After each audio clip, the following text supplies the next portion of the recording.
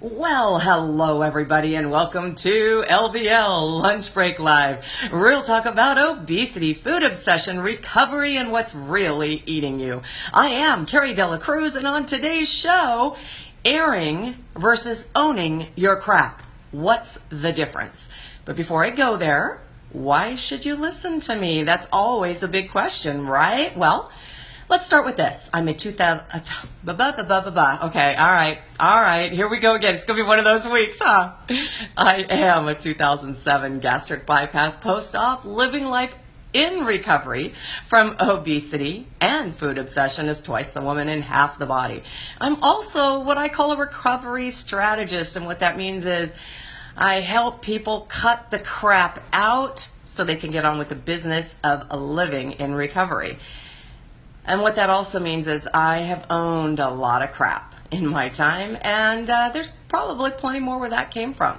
So we're going to be talking a lot about that today. But before I get into that, I want to find out who you guys are. Now that you know who I am, I want to find out who's here. So I can see my mom, definitely front and center. I can see Nancy as well. And Bonnie is here. And who else is here? Let's see.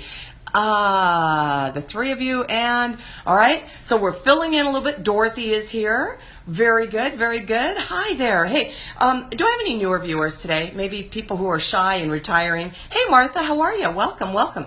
Any newer viewers joining me? You can feel free to let me know. Hola, ¿cómo estás?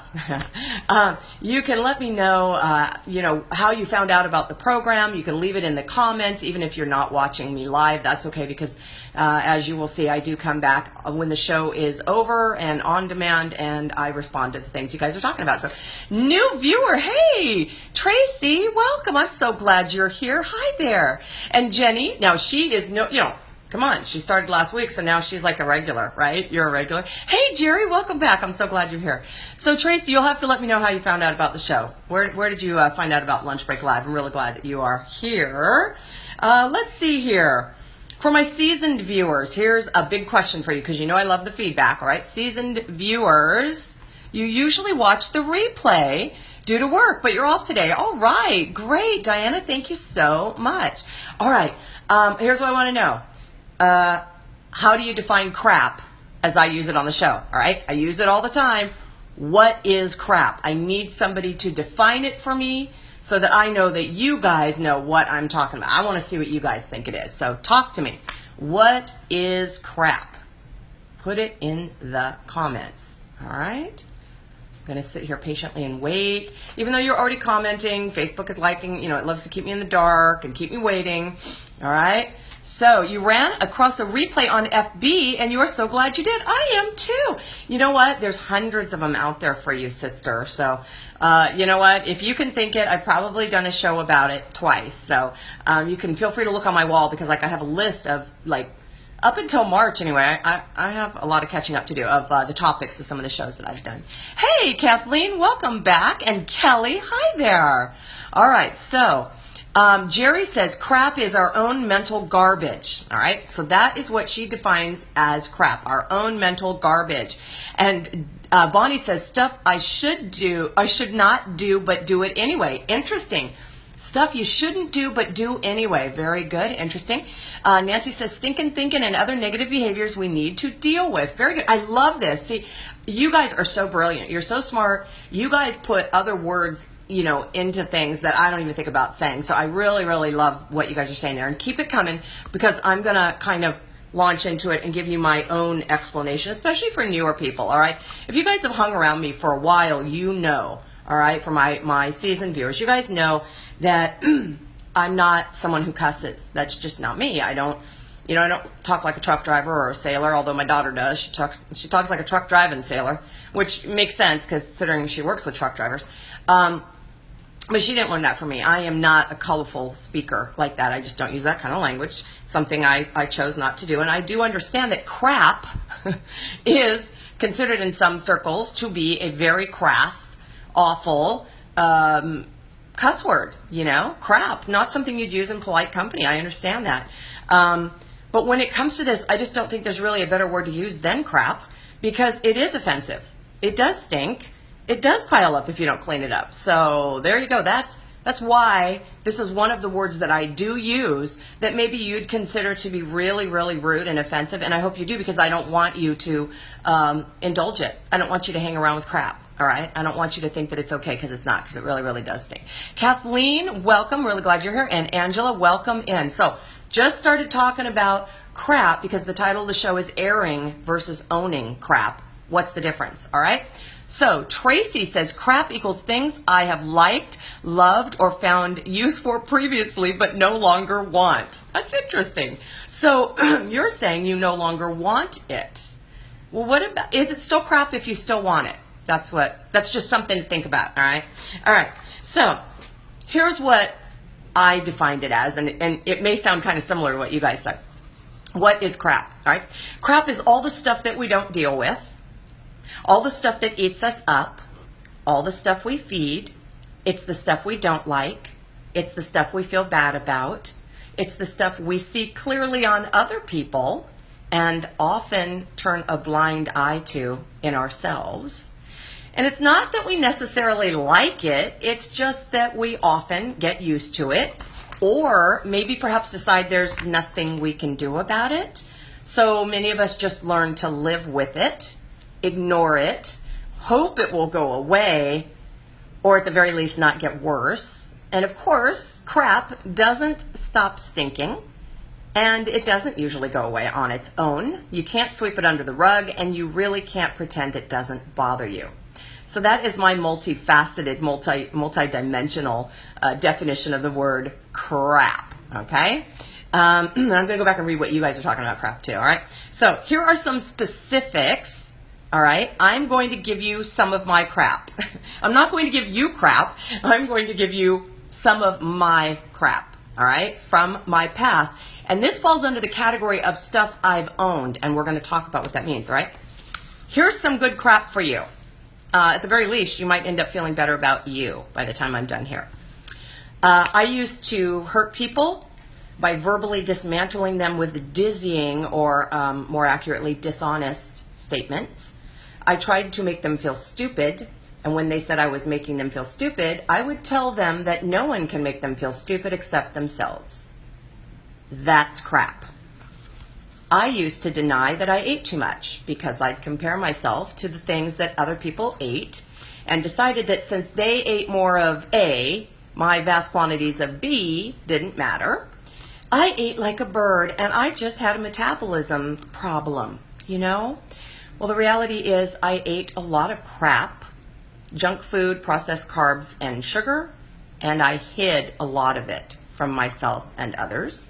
I didn't do all my eating in public to increase the odds that people would be confused by my obesity and agree with me that it must be a medical issue. That's crap. I manipulated people through drama so they'd feel sorry for me and chase me to make it up to me. That's crap. I told myself I was worthless and ugly, not smart enough, and misunderstood. That's crap. Let's see, I was a people pleaser who desperately wanted people to like me and forgive me for being fat. That's crap. I tried to control the way others thought and felt about me. I was a perfectionist. I was never good enough. I lied to myself about my contribution to my diseases. I believed I was better than everyone else and not as good as anyone else. That's all crap. Ironic crap, but crap. And there is a lot more where that came from. Lots more, okay? But this isn't a show about beating myself up and airing dirty laundry in public so people will take pity on me and forgive me. You see, that's not what this is all about. This is not about saying how bad and wrong I am so that you'll fight back and say, oh, no, don't say it. You know what? You aren't bad and wrong. You're good and right and decent and you deserve forgiveness and love. That's not what this show is all about, okay? Not where we're going. Because guess what? That is manipulative crap. Yeah, I used to be really good at doing that. But that is not what this is about. And yet, that is precisely the sort of crap I see in the weight loss and addiction recovery world. I see a lot of manipulative crap, all right? So Here's how that sounds. Let me tell you how wrong I am so you'll forgive me. Let me tell you how worthless I am so you'll value me. Let me tell you how much I struggle so you will feel sorry for me. That's how that sounds, and that doesn't help anyone. It doesn't help anyone. It doesn't help the person that's been manipulated to feel sorry for you because they want to feel better about themselves, okay? And it doesn't make you feel better about yourself either. See, recovery is a personal thing, and I know that's crazy because I do a show about it, all right? Which makes it pretty darn public, doesn't it? But it is a personal thing that I do share with you because I've done a lot of hard work, okay? And I want others to know that just because it's hard doesn't mean it's impossible. So I share the work that I've done, the hard work that I've done, so you will believe that you can do it too. That's why I do this show. The one thing I don't do is get on here and whine and tell you about how I screwed up and I don't know what to do about it. You are not going to hear me sit here and tell you how I screwed up and I don't know what to do about it. I just will not do that. Because to me, well, it would be unhelpful to say the least, right? But guess what? It would be shaming to say the worst. Shaming, public shaming. What good would come of tearing myself down? You know, tearing my clothes off and wandering around the street naked. Would any good come of that? Well, certainly once people saw my shrinkles, they'd be like, oh my God, my eyes, my eyes. Okay, but seriously? Ripping off my clothes, running around naked in public and going, oh, poor me, nothing. No good comes of that. People might say this. There goes that crazy woman again. That crazy, naked, shrinkly woman. There she goes again. Others might say, put some clothes on and get over it, right? And somebody else might say, what exactly are you hoping to gain from this? A cold? Okay, so why would I do that? What is the purpose? So that someone will come and put clothes on me and say, there, now, don't do that again. Don't you tear your clothes off again. Don't you do that. And then what? I would turn around and go, I don't know how that happened. I don't know why I always tear my clothes off. I don't know why I do that. And then I tear them off again and go, oh no, I tore my clothes off again. I don't know why I did that. And then someone would see what I'm saying? Manipulative. Really not good. Okay, so what is the purpose of self-flagellation? You know, beating ourselves up like this. What is the purpose of that? Flogging ourselves in public over eating donuts or regaining weight. What is the purpose of that? Are you looking for forgiveness? Think about this for a minute, okay? Are you looking for forgiveness, permission, absolution from accountability? Or maybe you're trying to prove that you're not responsible or you have extenuating circumstances that would relieve you from having to do the right thing. We've got to think about our motives when we are airing our crap. Because this isn't owning our crap. This is airing the dirty laundry, right? Here we go. My dog died, so I ate the entire package of cookies. I'm terrible, aren't I? No, you're not terrible. You're human and your dog died. You'll do better tomorrow. And somewhere inside you're saying, yeah, I'll do better tomorrow. Till your car gets stolen, or you lose your job, or you go on vacation, or you left the house without a bag of almond. You know, big stuff, like that, really big stuff. And that's why you ate, you know, because of the big stuff. That's why you didn't take your vitamins. That's why you didn't work out. That's why you were rude to your family. That's why you didn't go to support group, because you got online and said, poor me, poor me, poor me. I blew it and I don't know what to do. Who exactly is going to tell you to stop doing what you did to blow it, especially when you have couched your crap in such pitiful excuses like these? I didn't know better. I forgot. I didn't know what I was doing. I didn't have a choice. I didn't have control. I don't know how to stop. Okay. Here's what I have to say to that. Are you ready? That's crap with a capital P. Okay? I didn't know better. Here's what Carrie's going to tell you. Learn better. I forgot. Here's what Carrie's going to say. Remember, make a note, set a timer, and be accountable. I didn't know what I was doing. Because someone had a gun to your head? Oh, wait, you had amnesia. Right. Okay. I'm not sure on that one. Right? I don't think you can convince me. I didn't have a choice. Okay, unless you're Sophie, you always have a choice. And even if you are Sophie, you're going to learn that sometimes there are not always good choices, and sometimes all of your choices are bad ones. Sometimes you have to choose between bad and less bad. And then you have to choose better choices next time. Okay? Yeah, I didn't have a choice. I didn't have control over who exactly, you or somebody else. I don't know how to stop. Maybe you don't want to stop. But you've convinced yourself that you can't stop because you don't know how. Well, here's how you stop. You don't start. Okay, yeah, sounds mean, doesn't it? It sounds mean, it sounds uncompassionate, it sounds like I don't understand. Oh, I understand, because I said all of those things, and all of those things are crap. I don't have control. I can't do it. I don't know how to stop. I didn't have a choice. I didn't know what I was doing. I forgot. I didn't know any better. I used all of them. All of them over and over and over. And when people stopped believing me, I found new people to believe me. I didn't even believe me, and yet I kept trotting the same crap out. So that's what I'm telling you here. All right? Compassion means that I do not let you think that it's okay to peddle your crap here. Because it's not okay. It's not going to help you. You're not going to get better. That's what that means. So maybe you have an addiction problem that requires detox. Maybe we're talking about a medical dependency, a physiological dependency, a chemical dependency on sugar or alcohol or drugs.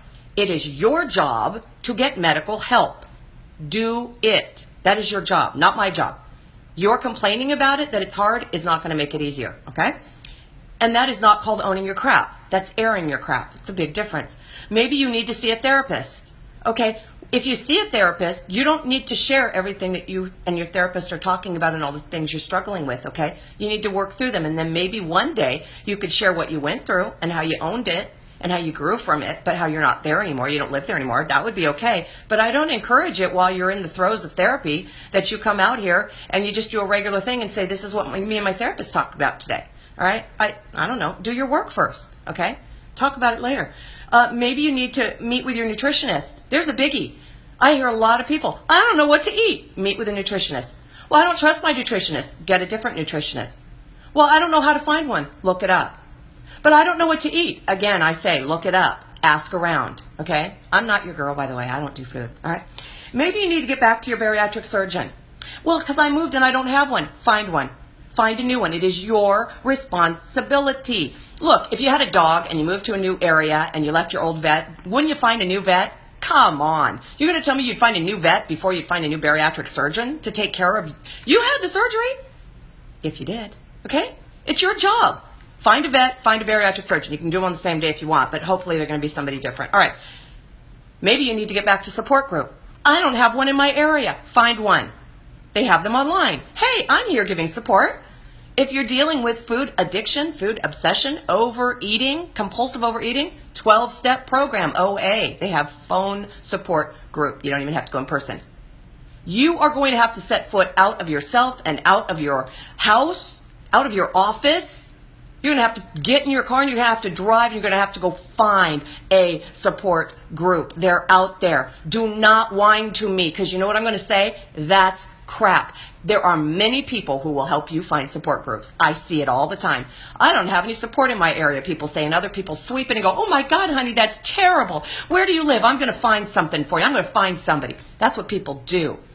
When you say I can't find support and I can't get support and there's no support for me, crap. That's crap. And you know what that is? Airing your crap. That's not owning your crap.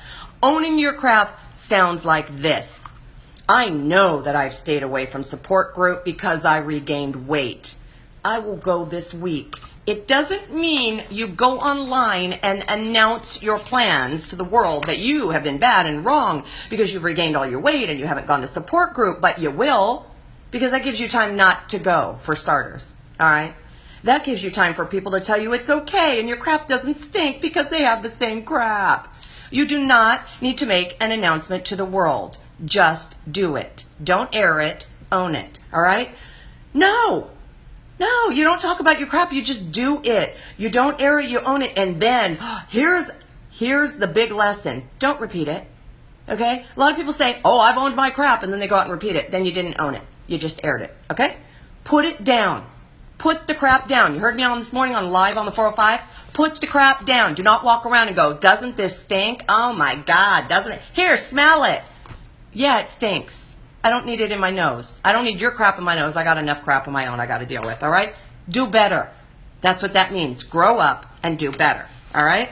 Social media has created a bizarro world where everything is fair game and no bets are off, and things that we used to hold in private are no longer private. We talk about poop all the time to complete and total strangers. All right? We take pictures of things and post them online that we have no business sharing, let alone looking at, really, most times. I don't need to see some of the stuff that I am seeing out there, all right? And I don't know what that's all about. We air and dare, really.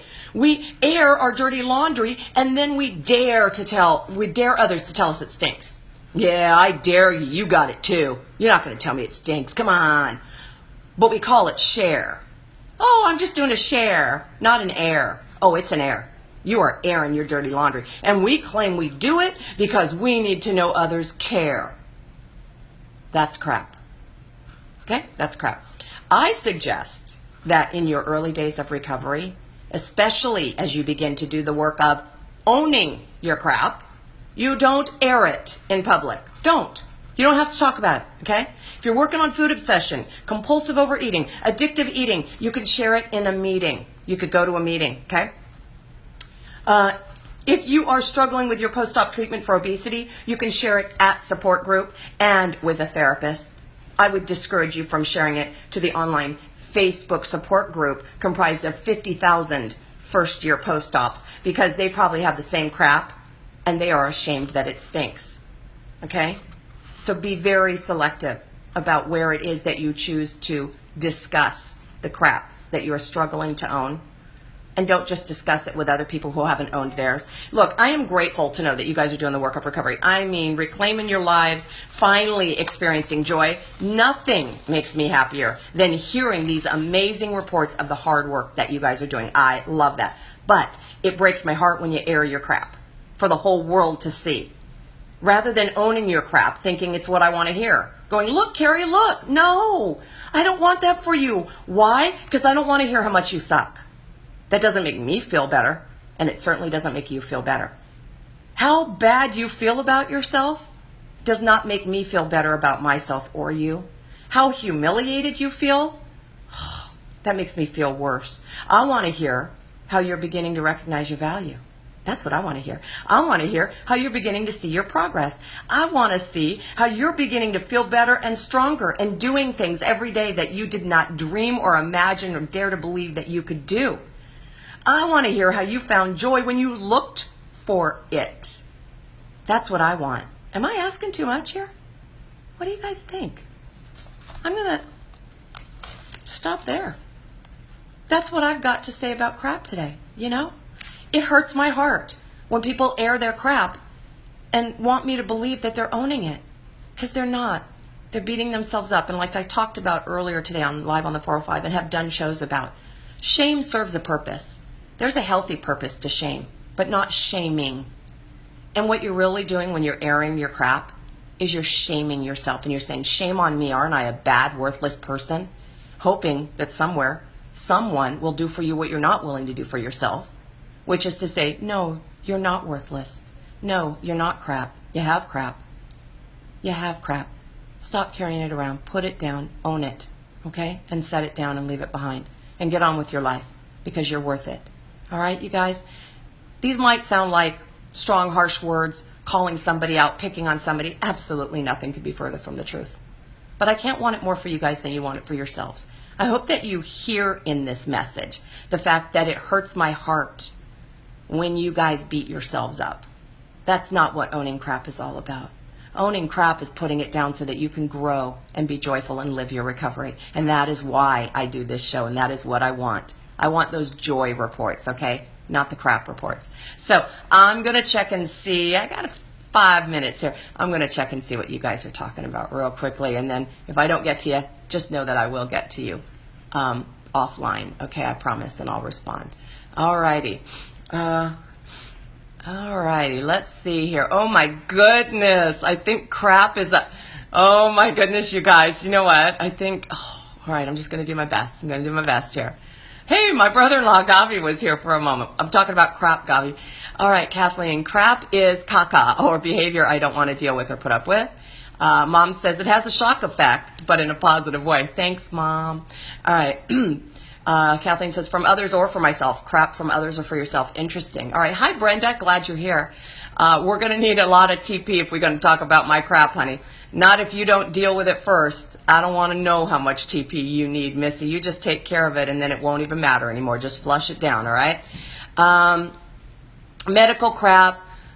Yeah, thyroid condition sufferers. Yeah, you're right. A lot, though, I've got to be honest.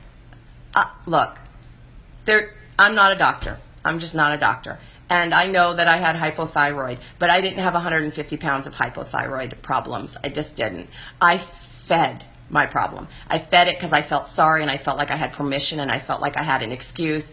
And if my metabolism was broken, well, then I could just feed it more, right? Because what could I do? See, there's a certain amount of this ownership that comes with owning. When I talk about owning your crap, it's owning the truth about yourself, your responsibility, your accountability, or the role that you played, and accepting the part that you cannot do anything about. So you own the part of your thyroid condition that says, yep, this is what I need to deal with. However, comma, it is not going to get 150 pounds or 200 pounds of my life because of my behavior. I am not going to feed that problem. I am going to address that problem with a doctor, and then I'm going to own my part of the treatment.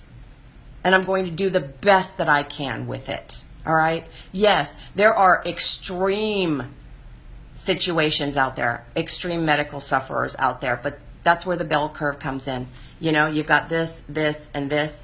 Those people are out over here. For the majority of us are right in here in the middle. I contributed to my diseases in varying and sundry ways. I didn't always do it knowingly or on purpose. Of course I didn't, okay?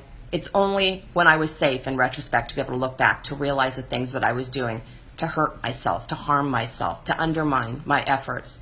And they just fed the bad and horrible things that I believed about myself, you see?